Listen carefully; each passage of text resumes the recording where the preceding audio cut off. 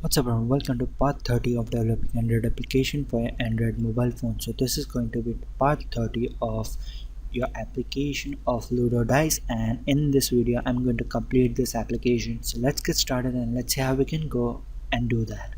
So we have done with XML part, now we will look forward for the Java part. So let me zoom it a bit. So as far we have gone till here, now I'm going to go and add on click listener. So when I press the button it should do the work, and to do the work it should have on click listener. So let's just go and add that one. That name will be roll button, BUTTON, roll button, and then set on click listener. It is auto suggesting me, so I'm going to hit enter. Now it's new, so again view on click listener, and it is going to auto complete it for me. But okay, yeah, it did. So now I have to go and create a randomization.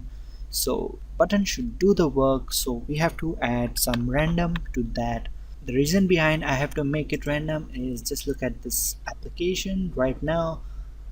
Application should do, and not every time the dice is going to have same number, it should be random. So we have an option of making random numbers in Android Studio. So let's just go and do that. For that we have to make a random, random random number generator. Yeah, actually has random generator. Now is equal to new random, and then close this one. Now as we have make it random, now it should have to do something, and as we are using dice we are going to mention that we are making a new random generator, and that is going to be in numbers. So we have to go with end number is equal to random number generator. Okay, it already suggested me next int, and close this one. Now we are using a dice, so it is going to start from 0 1 2 3 4 5, so it will stop at 6. So it will do what is 0 1 2 3, because programmers use like 0 1 2 3, and if you know that what I mean to say. So as you can see we have two dice, one is left side and another is right side. So when I click on the button it should roll the left dice as well as right dice. That's how we are going to make the ludo work, because we are having two dice in order to make the button roll. So one button is going to work for two of the buttons. One button, roll button, is going to work for two different images, and it is going to make a two dice appear and work it in a different way. So first of all we have to go and check it out how we can make it roll with the left one. So for that we are going to go and add some finalization. So here I have added one word final. Now I have to add that final over here as well, final, because I am not going to change it anyway. So now we are using arrays for that.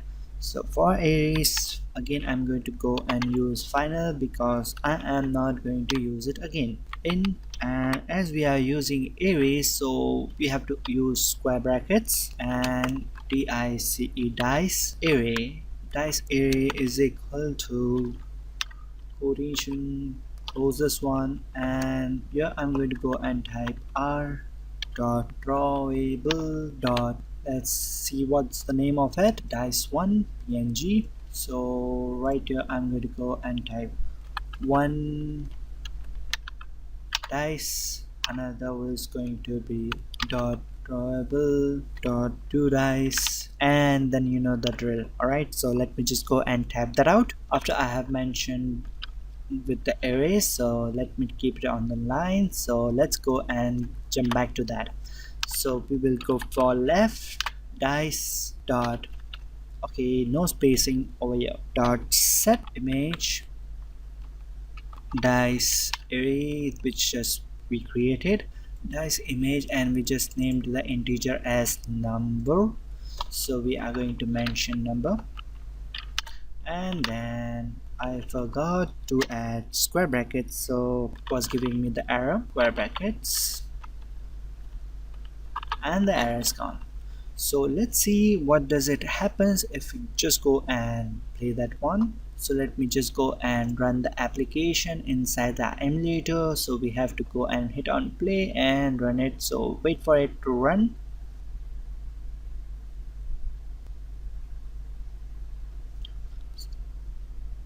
So it's gonna take some time to load and install. So we have to wait till it get installed. Launching activity. Okay. So we are going to have an application right here. Okay. Okay. So as we have mentioned with left eye, so we have to see if that button works. If I click on it, there you go. Left button works. Yes, it is randomizing and it is changing the images. So that works. Alright, so what happens if we go and make it as right one as well? So let me just go and copy that one. Laziness is going to be best friend of our programmers. We just have to make it. Alright guys, alright. Right. And then run it again. Run the application again and hold it for a second. And there you go, our application has loaded successfully. Now we are going to go and roll the dice. Okay, there's something wrong. Why is my button working as same 3 by 3 if I roll it 6 by 6, 4 by 4? That probably is going to be because we are using number as number and that number generator is using just one time.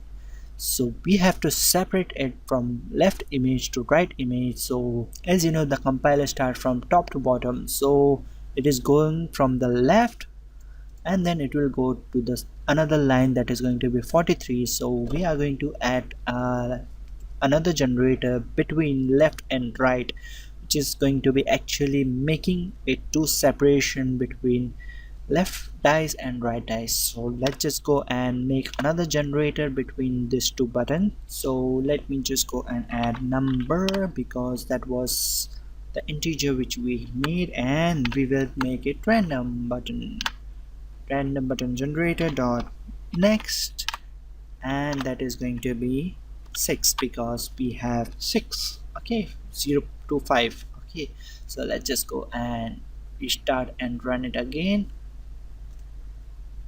This is going to be the moment of truth that we have actually made our application complete or not.